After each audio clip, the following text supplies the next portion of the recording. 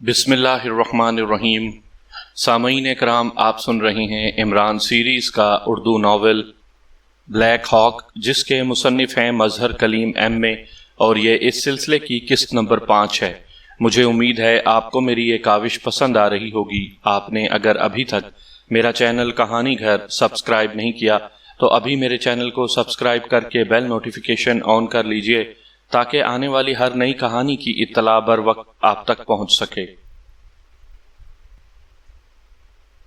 तुम GP5 के headquarter में हो, इससे तुम खुद समझ सकते हो कि तुम किसकी कैद में हो। उस आदमी ने जवाब दिया और तेजी से दरवाजे की तरफ मुड़ गया, और इमरान ने बेइख्तियार एक तवील सांस लिया। वो आदमी हाल से बाहर जा चुका था। इमरान ने कुर्सी का जायजा लेना शुरू कर दिया, लेकिन असल मसला उसके निचले जिस्म के बेहिसो हरकत होने का था। अगर वो उस कुर्सी से किसी तरह निजात हासिल कर भी लेता, तब भी वो हरकत ना कर सकता था, और इस बात ने इमरान के जहन में खतरे के अलार्म बजाने शुरू कर दिए थे। वो कर्नल डेविड की मुश्तिल मिजाजी से अच्छी तरह वाकिफ था। उसे तो इस बात पर भी हैरत थी कि कर्नल डेविड ने उन्हें बेहोशी की हालत में ही हलाक करने के बजाय उन्हें इस तरह होश में लाने का हुक्म क्यों दिया है।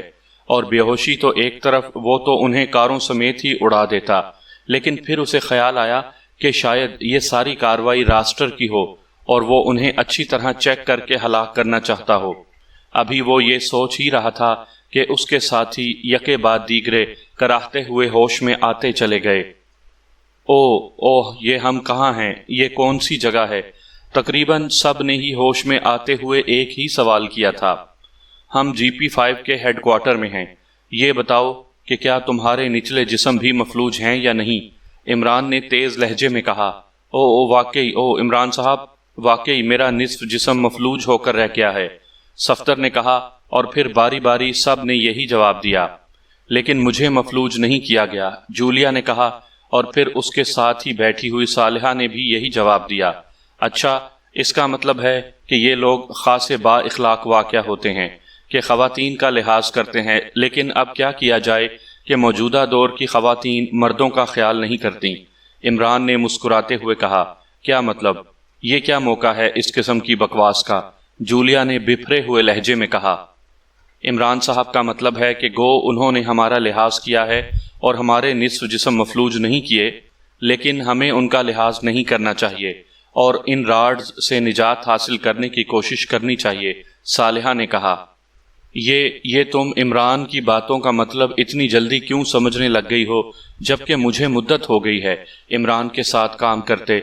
मुझे तो समझ नहीं आती। जूलिया ने होंठ चबाते और खासे गुस्सीले लहजे में कहा। तो इमरान, बाकी साथी भी बेइख्तियार हंस पड़े। वो जूलिया की बात की तह में छुपा हुआ उसका मतलब बखूबी समझ गए थे। जो समझने की कोशिश करता है उसे तो समझ आती है, क्यों तनवीर? इमरान ने कहा।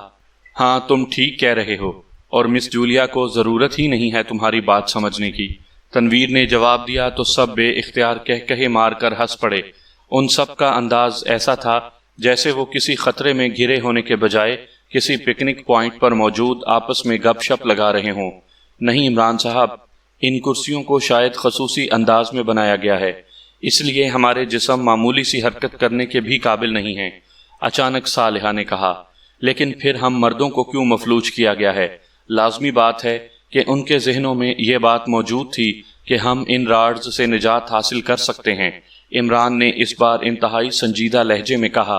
लेकिन फिर इससे पहले कि मजीद कोई बात होती, कमरे का दरवाज़ा खुला और दो आदमी हाथों में प्लास्टिक की कुर्सियां उठाए अंदर दाखिल हुए, और उन्होंने कुर्सियां उनके सामने साथ साथ रख दी और फिर तेजी से वापस चले गए।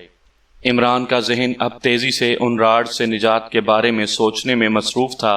उसने हाथों की उंगलियां मोड़कर कलाइयों के गिर्द मौजूद कटरों के बटन तलाश करने की कोशिश की, लेकिन बावजूद कोशिश के वो उन्हें ट्रेस ना कर पा रहा था। ये वाकई अजीब बात है कि कोई कोशिश कामयाब ही नहीं हो रही थी। जूलिया की आवाज़ सुनाई दी। अपने सामने पैरों से ज़मीन को प्रेस करो, इमरान ने कहा। वो मैं पहले ही करके देख चुकी हूँ, जूलिया ने जवाब दिया। मेरा ख्याल है इमरान साहब के इन कुर्सियों का सिस्टम बिल्कुल अलहदा है, सदीकी ने कहा। हाँ, ये खसूसी तौर पर तैयार कराई गई हैं, لیکن اصل نقطہ اسی میں پنہاں ہے کہ ہمارے نچلے جسموں کو مفلوج کر دیا گیا ہے۔ اس کا مطلب ہے کہ ٹانگوں کی حرکت سے کوئی کام لیا جا سکتا ہے؟ عمران نے کہا، او سب سے نچلے راٹ کے درمیان جوڑ ہے، 1 منٹ۔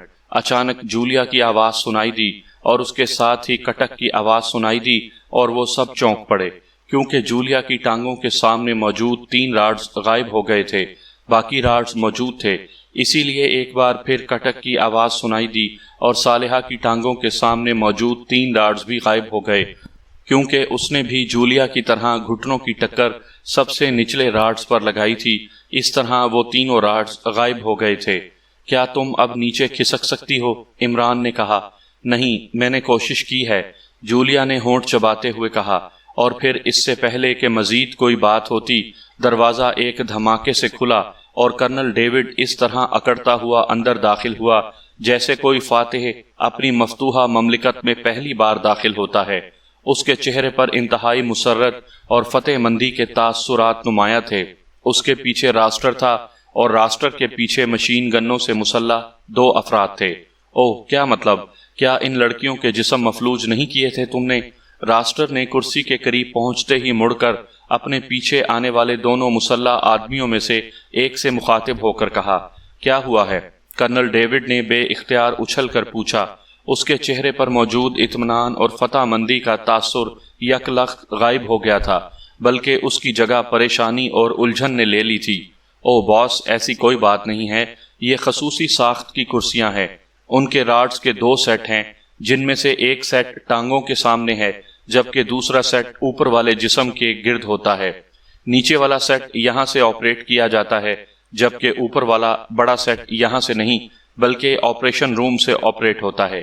اس لیے عام لوگوں کے لیے تو مجھے کبھی ان کے بارے میں کوئی خدشہ محسوس نہیں ہوتا تھا، لیکن عمران اور اس کے ساتھی بہرحال عام ایجنٹ نہیں ہیں، اس لیے میں نے اس خیال کے تحت کہ کہیں یہ نیچے والے سیٹ کو آپریٹ نہ کر لیں، ان کے نچلے جسموں کو مفلوج کر دینے والے انجیکشن لگوا دیے تھے، تاکہ یہ کسی طرح بھی ہمارے خلاف کوئی حرکت نہ کر سکیں۔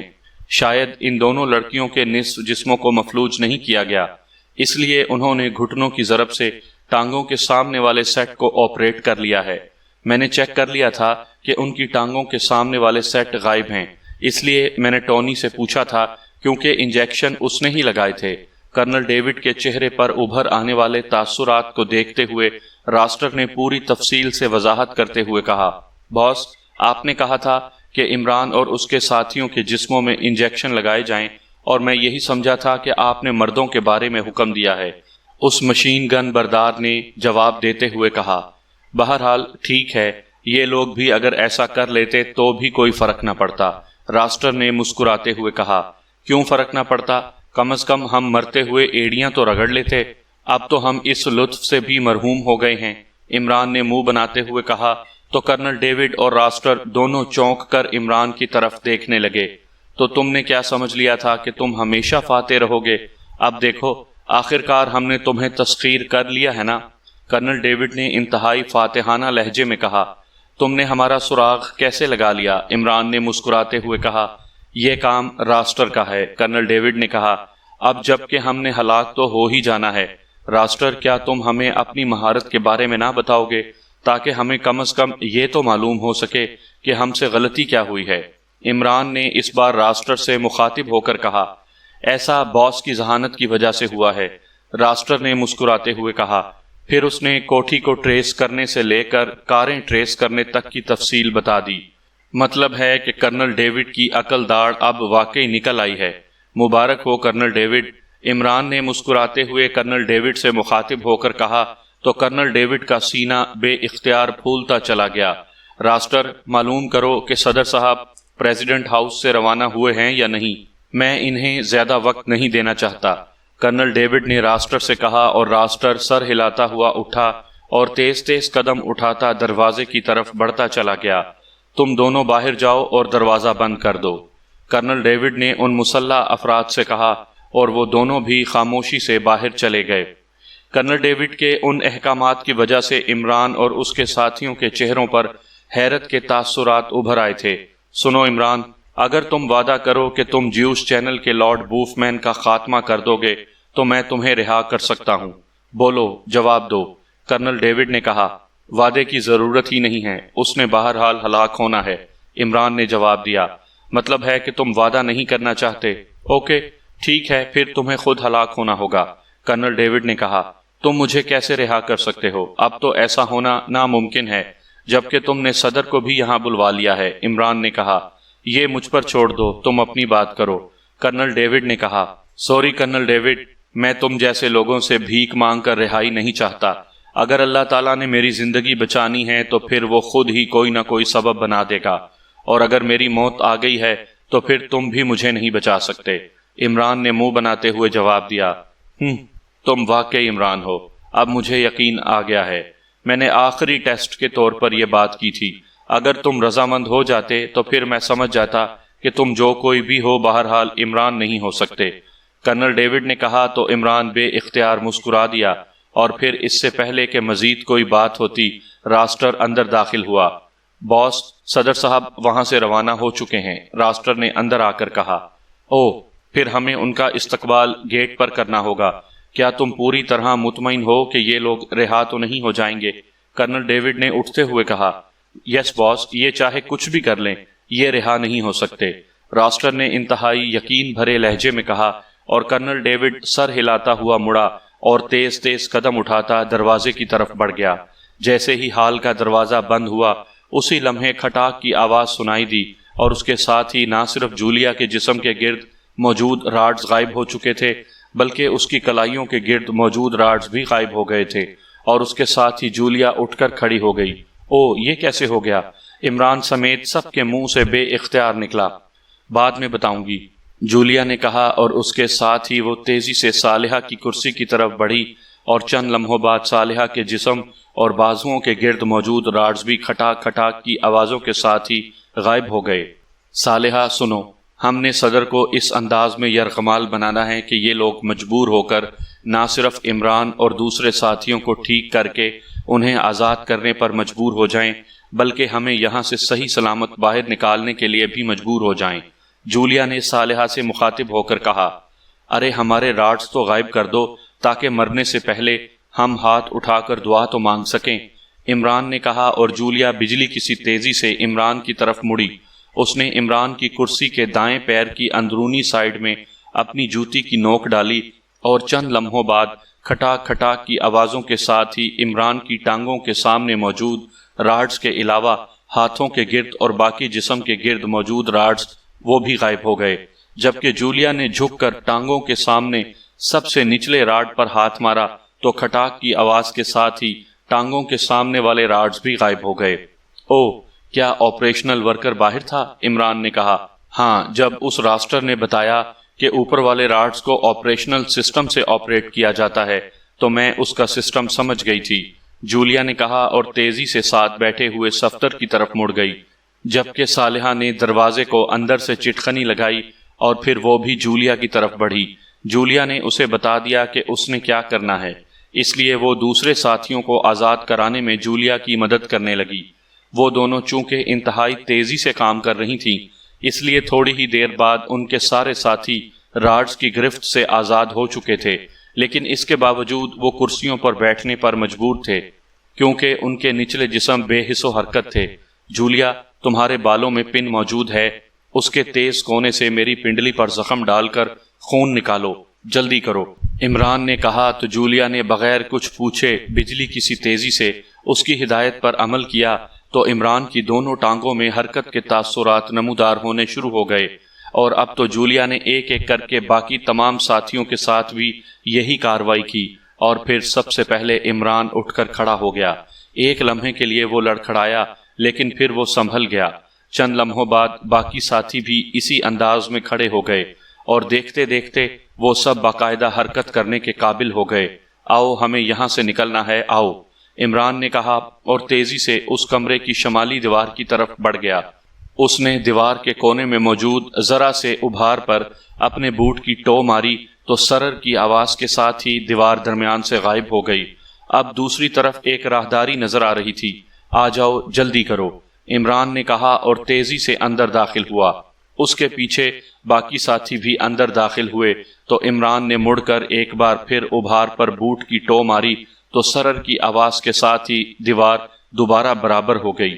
آؤ، عمران نے کہا اور دوڑتا ہوا آگے بڑھتا چلا گیا۔ راہداری کا اختتام ایک سٹور نما کمرے میں ہوا۔ عمران نے یہاں بھی اس کے فرش کا ایک حصہ کسی صندوق کے ڈھکن کی طرح اٹھایا اور نیچے جاتی ہوئی سیڑھیاں اترنے لگا۔ اس کے ساتھی بھی اس کے پیچھے تھے۔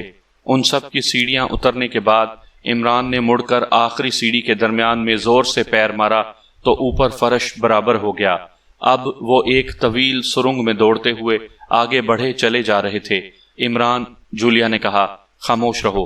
عمران نے غراتے ہوئے کہا تو جولیا بے اختیار ہونٹ بھینچ کر خاموش ہو گئی۔ اس طویل سرنگ کا اختتام ایک بند کمرے میں ہوا جس میں نہ کوئی دروازہ تھا، نہ کوئی کھڑکی اور نہ ہی روشن دان۔ عمران اس کمرے میں پہنچتے ہی پیروں کے بل اکڑوں ایک دیوار کی جڑ میں بیٹھ گیا، جبکہ باقی ساتھی حیرت بھری نظروں سے اسے وہاں بیٹھا دیکھ رہے تھے۔ عمران نے دیوار کی جڑ میں دائیں بائیں اپنا ہاتھ مارا تو دوسرے لمحے ایک بار پھر سرر کی آواز سنائی دی اور دیوار درمیان سے کھل کر سائیڈوں میں ہو گئی۔ دوسری طرف ایک اور کمرہ تھا اور وہ سب اس کمرے میں پہنچ گئے۔ ان سب کے چہروں پر انتہائی حیرت کے تاثرات نمایاں تھے، کیونکہ یہ کمرہ اسلحے کا سٹور تھا اور پہلے کمرے کی طرح چاروں طرف سے بند تھا۔ عمران تیزی سے ایک بند پیٹی کی طرف بڑھا۔ اس نے اسے کھولا اور اس کے ساتھ ہی اس کے چہرے پر ہلکی سی مسکراہٹ تیرنے لگی۔ اس نے اس کے اندر سے ایک انتہائی طاقتور بم نکالا اور اسے مخصوص انداز میں آپریٹ کر کے اس نے اسے واپس پیٹی میں رکھ دیا۔ اس کے ساتھ ہی وہ مڑا اور اس کمرے کے ایک کونے میں اس نے ایک بار پھر دیوار کی جڑ میں پیر مارا تو سرر کی آواز کے ساتھ ہی دیوار درمیان سے کھل گئی۔ دوسری طرف سڑک تھی جس پر ٹریفک رواں دواں تھی۔ آؤ، عمران نے کہا اور باہر آ گیا۔ چند لمحوں بعد اس کے باقی ساتھی بھی باہر آ گئے تھے اور عمران نے مڑ کر دیوار کے ایک پتھر کو دبایا تو دیوار دوبارہ برابر ہو گئی۔ ہاں، اب تم بات کر سکتی ہو، عمران نے مسکراتے ہوئے کہا۔ تمہیں ان خفیہ راستوں کا علم کیسے ہوا ہے؟ جولیا نے انتہائی حیرت بھرے لہجے میں کہا۔ GP5 کے اس ہیڈ کوارٹر کا اصل نقشہ میرے ہاتھ لگ گیا تھا، اس لیے میں اس ہیڈ کوارٹر کے ہر رستے سے واقف ہوں، عمران نے جواب دیتے ہوئے کہا۔ کیا یہ ٹائم بم تھا جسے آپ نے آپریٹ کیا تھا؟ صفدر نے کہا۔ ہاں، کرنل ڈیوڈ اور راسٹر کو کچھ نہ کچھ سزا دینا ضروری تھا، عمران نے جواب دیتے ہوئے کہا، اور وہ سب اب تیزی سے آگے بڑھے چلے جا رہے تھے۔ اب ہم نے کہاں جانا ہے؟ صفدر نے کہا۔ اب ریڈ ایگل کو کال کرنا پڑے گا، اور کوئی صورت نہیں رہی، عمران نے کہا اور سائٹ پر موجود پبلک فون بوتھ کی طرف بڑھتا چلا گیا۔ اس نے فون بوتھ میں داخل ہو کر کوٹ کی ایک چھوٹی جیب سے کارڈ نکالا اور پھر اس کارڈ کو اس نے فون باکس کے مخصوص خانے میں ڈال کر دبایا تو فون باکس پر سبز رنگ کا بلب جل اٹھا۔ عمران نے ہک سے رسیور اٹھایا اور تیزی سے نمبر پریس کرنے شروع کر دیے۔ ڈارجنگ کلب، ایک چیختی ہوئی مردانہ آواز سنائی دی۔ ٹمبکٹو بول رہا ہوں، بیکر سے بات کراؤ، میں اسے لاسٹ وارننگ دینا چاہتا ہوں، عمران نے بدلے ہوئے لہجے میں کہا۔ بیکر موجود نہیں ہے، دوسری طرف سے کہا گیا اور اس کے ساتھ ہی رابطہ ختم ہو گیا تو عمران نے رسیور ہک سے لٹکا دیا اور ایسا کرتے ہی سبز رنگ کا بلب بجھ گیا۔ عمران نے کارڈ کو مزید دبایا تو سبز رنگ کا بلب ایک بار پھر جل اٹھا اور عمران نے رسیور ہک سے اٹھا کر ایک بار پھر وہی نمبر پریس کر دیے۔ ڈارجنگ کلب، وہی چیختی ہوئی آواز سنائی دی۔ ٹمبکٹو بول رہا ہوں، کیا بیکر آ گیا ہے؟ عمران نے کہا۔ ہاں، لیکن وہ دوسرے نمبر پر ہے، دوسری طرف سے کہا گیا اور اس کے ساتھ ہی ایک نمبر بتا دیا گیا تو عمران نے رسیور ایک بار پھر ہک سے لٹکایا تو سبز رنگ کا بلب بجھ گیا۔ عمران نے کارڈ کو مزید دبایا تو سبز رنگ کا بلب ایک بار پھر جل اٹھا تو عمران نے رسیور ہک سے علیحدہ کیا اور اس آدمی کا بتایا ہوا نمبر پریس کر دیا۔ بیکر بول رہا ہوں، ایک بھاری سی آواز سنائی دی۔ ٹمبکٹو بول رہا ہوں، عمران نے کہا۔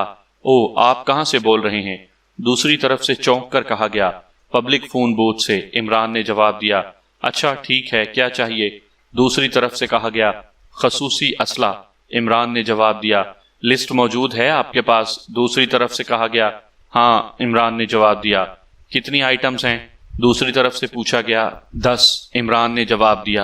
اوکے، 3rd اسٹریٹ کے پہلے چوک پر پہنچ جاؤ، میرا آدمی آ کر تم سے لسٹ لے جائے گا اور پھر تمہاری ڈیمانڈ سپلائی کر دی جائے گی۔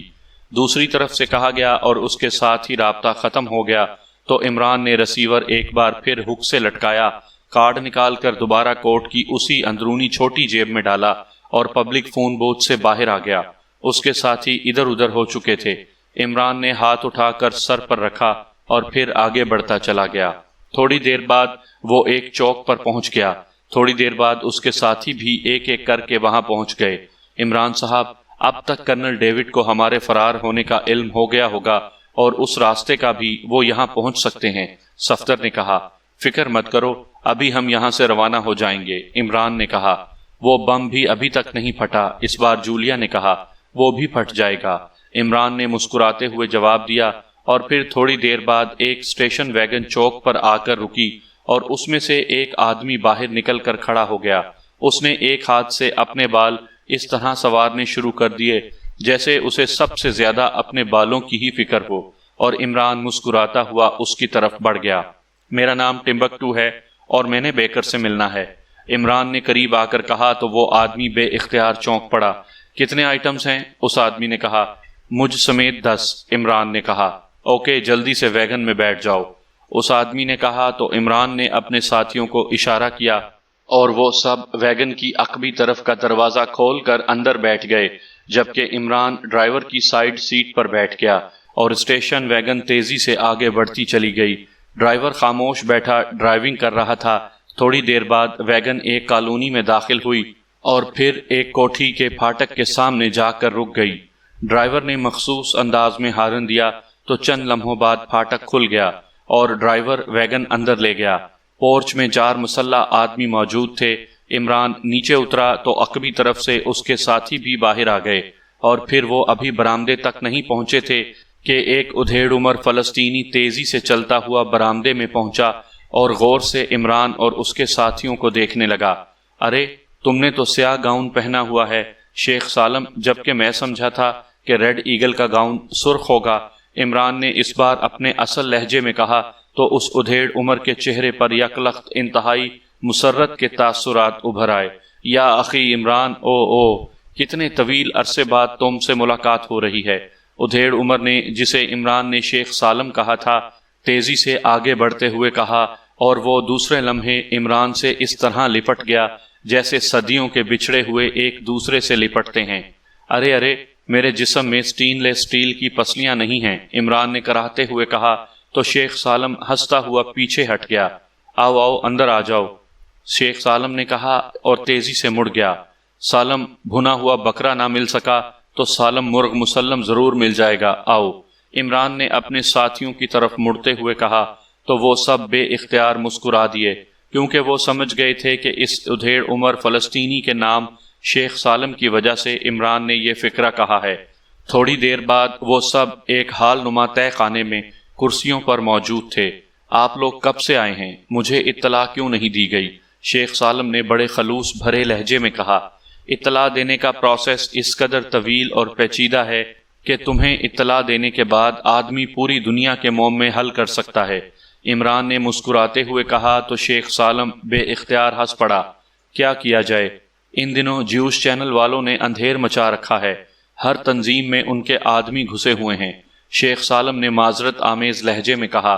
اس کا مطلب ہے کہ تم تک اطلاعات پہنچانے کے لیے تمہارے آدمیوں کو بھی خاصی مشکل پیش آ رہی ہے، عمران نے کہا تو شیخ سالم بے اختیار چونک پڑا۔ کیا مطلب؟ شیخ سالم نے کہا، جیوش چینل کا ہیڈ کوارٹر تباہ ہو چکا ہے، اور میرا خیال ہے کہ اب تک GP5 کا پورا ہیڈ کوارٹر تو نہیں، آدھے سے زیادہ بہرحال لازماً تباہ ہو چکا ہوگا، لیکن تمہیں کسی بات کی خبر ہی نہیں، عمران نے مسکراتے ہوئے کہا تو شیخ سالم کے چہرے پر شدید حیرت کے تاثرات ابھر آئے۔ تو جیوش چینل کے ہیڈ کوارٹر کو تم لوگوں نے تباہ کیا ہے؟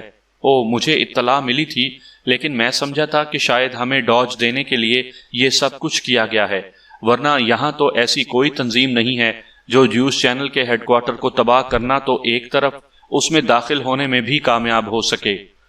تو یہ آپ لوگ تھے، شیخ سالم نے انتہائی تحسین آمیز لہجے میں کہا، اور پھر اس سے پہلے مزید کوئی بات ہوتی، میز پر پڑے ہوئے فون کی گھنٹی بج اٹھی اور اسی لمحے ایک آدمی ٹرے اٹھائے اندر داخل ہوا۔ ٹرے میں مشروبات کے گلاس موجود تھے، اس نے ایک ایک گلاس سب کے سامنے رکھا اور خاموشی سے واپس چلا گیا۔ جبکہ شیخ سالم رسیور اٹھائے دوسری طرف سے بولنے والے کی بات خاموشی سے سن رہا تھا۔ ہاں، مجھے اطلاع مل گئی ہے، لیکن کاش صدر اور کرنل ڈیوڈ بھی ہلاک ہو جاتے۔ بہرحال ٹھیک ہے، شیخ سالم نے کہا اور رسیور رکھ دیا۔ کتنا نقصان ہوا ہے؟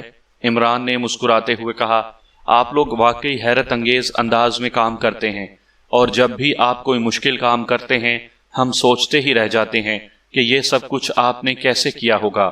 بہرحال GP5 کے ہیڈ کوارٹر کا کافی بڑا حصہ اچانک خوفناک دھماکوں سے تباہ ہو گیا ہے، اور ان دھماکوں سے چند لمحے پہلے اسرائیل کے صدر ہیڈ کوارٹر کا دورہ کر کے واپس گئے ہیں۔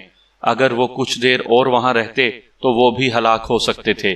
کرنل ڈیوڈ بھی بچ گیا ہے، کیونکہ وہ اسرائیل کے صدر کو سی آف کرنے کے فوری بعد کار پر بیٹھ کر کہیں چلا گیا تھا۔ شیخ سالم نے تفصیل بتاتے ہوئے کہا۔ اس کے نائب راسٹر کے بارے میں کوئی اطلاع ملی ہے؟ عمران نے کہا۔ نہیں، کیا معلوم کرنا ہے؟ شیخ سالم نے چونک کر پوچھا۔ ہاں، عمران نے کہا تو شیخ سالم نے رسیور اٹھایا اور نمبر پریس کرنے شروع کر دیے۔